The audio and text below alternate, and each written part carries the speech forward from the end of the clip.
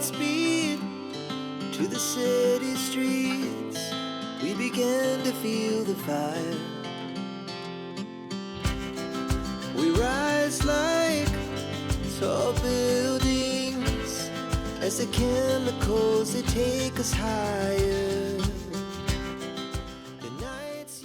Hello everyone, कैसे हैं आप सब लोग। स्वागत है आपका एक और नए ट्रैवल व्लॉग में टिम्सीज टेस्टी टेबल और ट्रैवल सीरीज़ पर।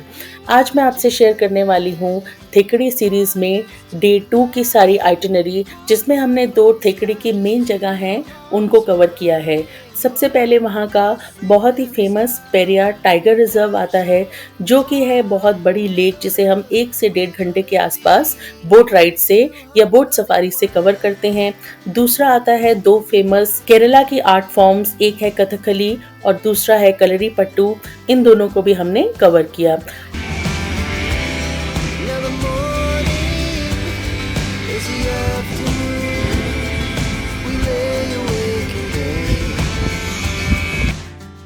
यहाँ से अब हम स्टार्ट करते हैं पहली अपनी डेस्टिनेशन, जो कि है पेरियार टाइगर रिजर्व की। तो यहाँ पे हम पहुँच चुके हैं पेरियार टाइगर रिजर्व। यहाँ पे हमारे होटल से ऑलमोस्ट लगे थे 15 से 20 मिनट पहुँचने में। ये है इनका बस स्टेशन। तो यहीं तक आपका जो भी कन्वेंस है जिससे आप आते हैं, अगर आप कैब से आते हैं, पर्सनल कार से आते हैं, तो वो यहीं तक आना अलाउड है। इसके बाद क्योंकि ये फॉरेस्ट एरिया के अंडर आता है, तो आपको इन्हीं की बसेस में जाना पड़ेगा। तो यहाँ पे आप देख सकते हैं सारी की सारी बसेस यहाँ पे खड़ी हैं। जितने भी टूरिस्ट हैं, ट्रैवलर्स हैं, वो सब यहीं पे आते हैं, यहीं से टिकट बाय करते हैं और उसके बाद अपनी जर्नी स्टार्ट करते हैं। तो यहाँ पे हमने अपनी टिकट्स बाय कर ली थी। टिकट का प्राइस मैं आपसे शेयर कर देती हूँ। बस टिकट के और व्हीकल पार्किंग के सारे प्राइसेस शेयर किए हुए हैं। यहाँ पे इन्होंने अपने टाइमिंग्स भी शेयर किए हुए हैं कि किस किस टाइम पे इनकी बसेस यहाँ से निकलती हैं। तो यहाँ पे मैं एक स्टिल डाल रही हूँ जहाँ पे आपको सारे प्राइसेस दिख जाएंगे। इसके अलावा इन्होंने यहाँ पे कुछ कैमरा चार्जेस भी मेंशन किए हुए हैं। आई थिंक जहाँ तक मुझे याद है, मैंने वो कैमरा चार्जेस शायद नहीं दिए थे, डिपेंडिंग अपॉन कि कितना टूरिस्ट वहाँ पे और किस सीज़न में आता है। यहाँ पे हम बैठ चुके हैं बस में और यहाँ से शुरू होती है बस की राइड, जो कि हमें लेके जाएगी पेरियार टाइगर रिजर्व तक। बीच में दोनों साइड में आप देखेंगे यहाँ पे सारा जंगल है। इसमें 1 से 2 जगह आती हैं जहाँ पे इनकी प्राइवेट कैंटीन्स हैं, वो भी फॉरेस्ट डिपार्टमेंट की ही हैं। तो यहाँ पे अब बसेस रुक चुकी हैं और हम यहाँ से उतर रहे हैं बसेस से। मैंने यहाँ पे आपसे कुछ क्लिप्स शेयर की हैं जहाँ पे लोग इन बसेस से उतर रहे हैं।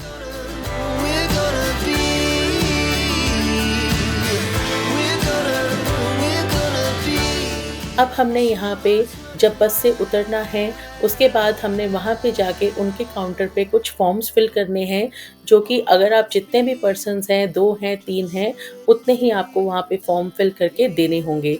जब आप वहाँ पे फॉर्म फिल करके दे देंगे और ये टिकट्स उनको दिखा देंगे, उसके बाद वो आपको बोट का नाम, आपके जो बोट का सीट नंबर है वो अलॉट कर देंगे। उसी हिसाब से आपको फिर बोट में बैठना होगा।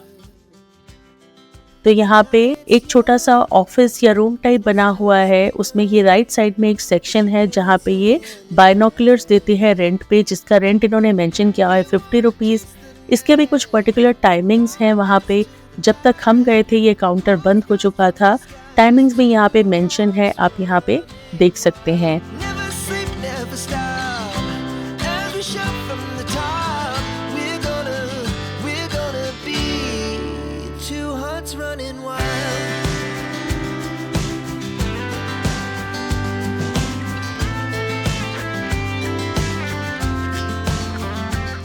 यहाँ पे एक सोवेनियर शॉप भी है जहाँ से आप बाय कर सकते हैं इनके कुछ मर्चेंडाइज, जैसे कि इन्होंने कुछ टी शर्ट्स रखी हुई हैं, जैकेट्स रखी हुई हैं, यहाँ पे मैग्नेट्स हैं, कप्स हैं। यहाँ पे इन्होंने कोकोनट शेल से बोल्स बनाए हुए थे, तो वो भी यहाँ पे मिलते हैं और कुछ इनके वहाँ के पिकल्स वगैरह भी मिलते हैं।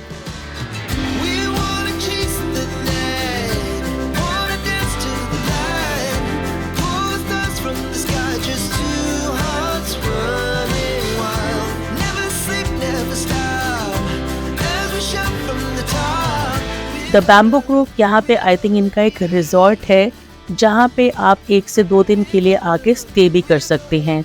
मैंने यहाँ पे स्टे नहीं किया था, हम लोगों ने होटल में स्टे किया था। अगर आपको रुकना है तो ऑनलाइन वेबसाइट है, वहाँ पे जाके आप चेक कर सकते हैं। वो ऑनलाइन वेबसाइट भी जो मैंने आपसे बोट शेयर किया था, वहाँ पे उसका लिंक मेंशन्ड है। तो यहाँ पे इन्होंने पूरा ये सिटिंग एरिया बनाया हुआ है, बेंचेस लगे हुए हैं। टिकट बाय करने के बाद आप यहाँ पे आराम से बैठ सकते हैं, थोड़ा सा इधर उधर घूम सकते हैं। बट एक बात आप ध्यान में रखिए कि यहाँ पे मंकीज बहुत ज़्यादा होते हैं, तो आप कोई भी खाने की चीज़ यहाँ पे ना खोलें। उसके बाद आप वेट करने के बाद यहाँ पे बोट की बोर्डिंग स्टार्ट हो चुकी है। तो यहाँ पे ये लोग आपकी टिकट्स चेक करते हैं जो आपने बाय की हुई है, और इस रास्ते से अब हम जा रहे हैं बोट सफारी के लिए।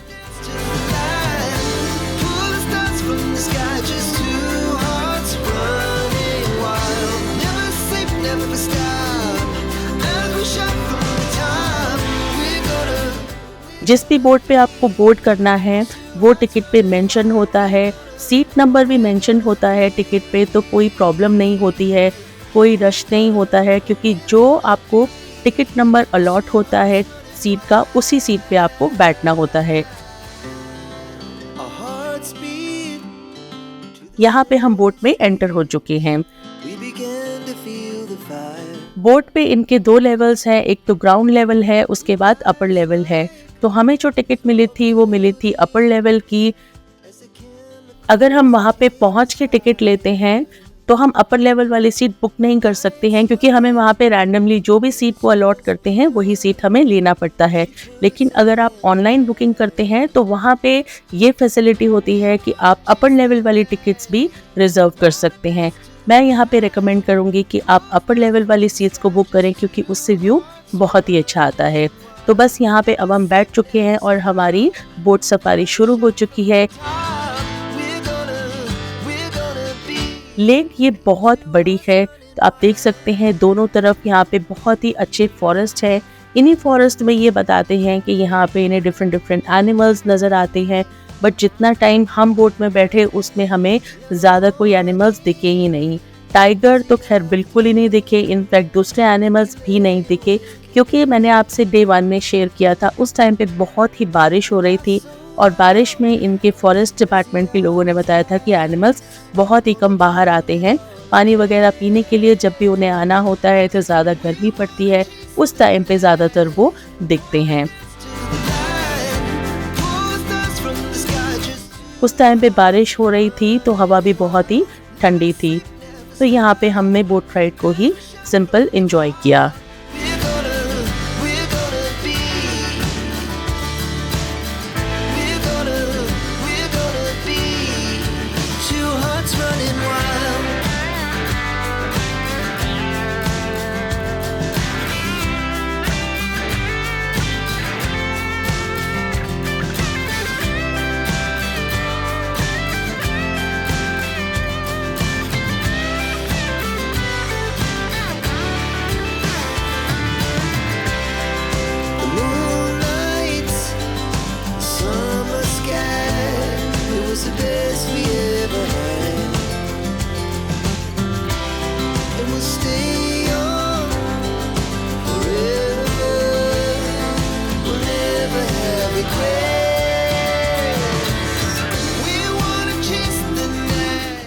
जितनी भी बोट्स मैंने आपको दिखाई हैं वो कम्प्लीटली भरी हुई थी, क्योंकि वेकेशन टाइम था तो बहुत सारे टूरिस्ट थे।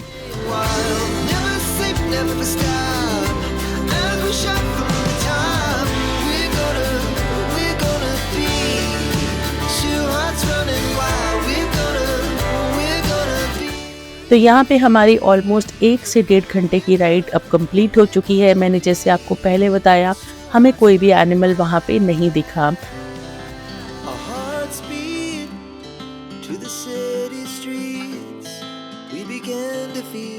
वापस आ चुके हैं अब हम यहाँ पे, और दूसरी बोट्स जाने के लिए आप देख सकते हैं सामने और बहुत सारे लोग वेट कर रहे हैं।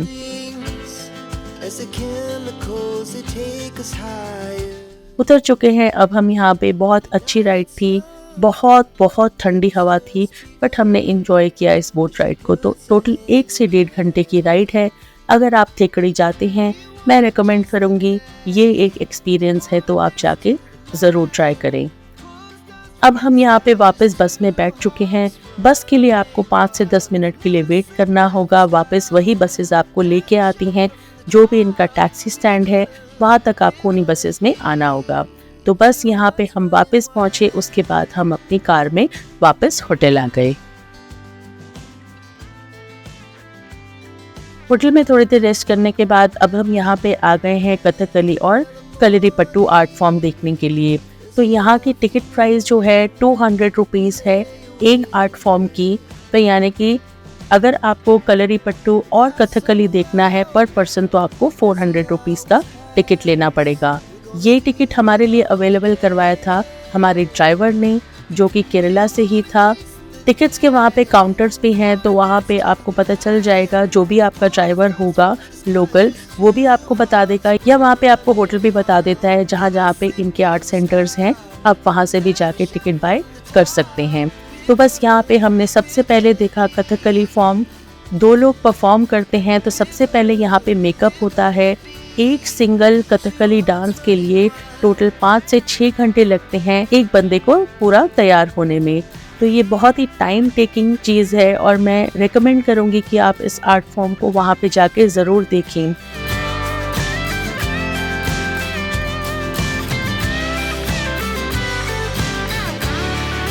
कथकली केरला का एक क्लासिकल डांस फॉर्म है जो कि बहुत सालों से चला आ रहा है। केरला ने इस आर्ट को बहुत ही अच्छे से मेंटेन किया हुआ है और इतने सालों से वो लोगों को बताते हैं इस आर्ट फॉर्म के ज़रिए अपने कल्चर और अपने ट्रेडिशन के बारे में। तो यहाँ पे जो कथकली के कैरेक्टर्स हैं वो कुछ बोलते नहीं हैं, बल्कि अपने आर्ट फॉर्म के द्वारा वो आपको कुछ स्टोरीज बताते हैं जो कि पार्ट है रामायण और महाभारत की। कथकली परफॉर्म करने में 6 से 8 घंटे का टाइम लगता है और अगर हम इसके मेकअप की बात करें तो वो 3 से 5 घंटे मेकअप में ही चले जाते हैं। जब भी आप केरला जाएं तो आप इस आर्ट फॉर्म को ज़रूर विटनेस करें, ज़रूर जाके देखें। कथकली में ही टोटल 1 से 1.5 घंटा लग जाता है, जहाँ पे ये लोग अपने डांस के थ्रू डिफरेंट हिंदू माइथोलॉजी और इंडियन एपिक्स की स्टोरीज बताते हैं।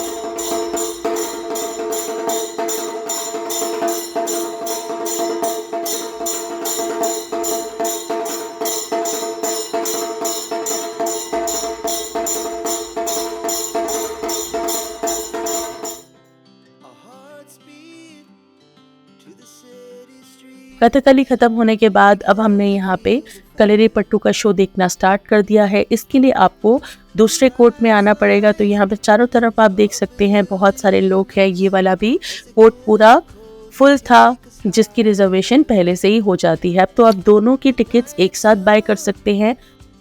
अगर आपको दोनों शो नहीं देखने हैं तो आप एक की भी टिकट बाय कर सकते हैं। कलरीपट्टू एक इनका बहुत ही पुराना एंशियल मार्शल आर्ट है, जहाँ पे ये अपनी कला से डिफरेंट एक्ट्स प्रेजेंट करते हैं। तो यहाँ पे मैं आपसे कलरीपट्टू के कुछ लास्ट के क्लिप्स शेयर कर रही हूँ जो कि बहुत ही इंटरेस्टिंग लगे मुझे। मैं आपको रेकमेंड करूँगी कि आप इन दोनों आर्ट फॉर्म्स को एंजॉय करें, क्योंकि ये once in a lifetime experience है। चाहे आप मुनार में हैं, चाहे आप थिकड़ी में हैं, बट दोनों को देखने की आप ज़रूर कोशिश करें। तो यहाँ पे मैं आपसे कुछ क्लिप्स शेयर कर रही हूँ जहाँ पे ये लोग अपना मार्शल आर्ट्स परफॉर्म कर रहे हैं। स्पेशली जो लास्ट में इन्होंने मार्शल आर्ट्स परफॉर्म किया था, जहाँ पे इन्होंने पूरे रिंग में पूरा चारों तरफ फायर लगाया था और बीच में से इन्होंने जंप किया था। वहाँ पे जो पूरा एक सीन क्रिएट हुआ था वो बहुत ही ज़्यादा एक्साइटिंग था। सारे लोग देख के उसको बहुत ही खुश हुए थे।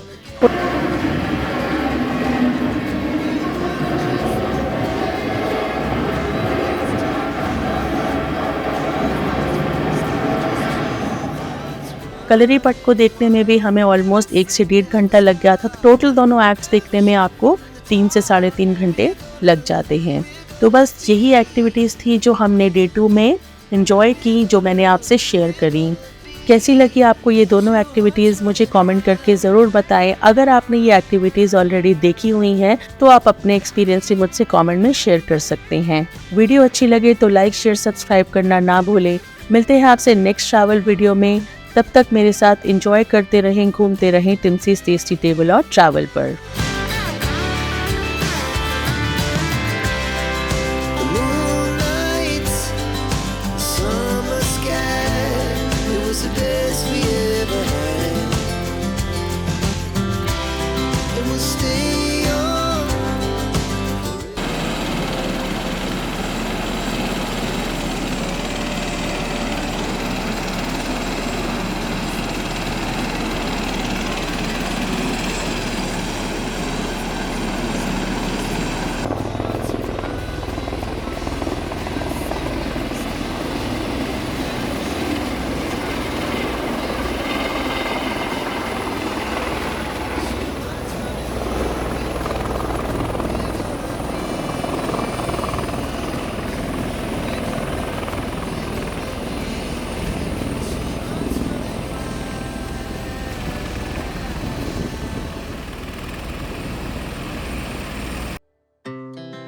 Our hearts beat to the city streets. We began to feel the fire.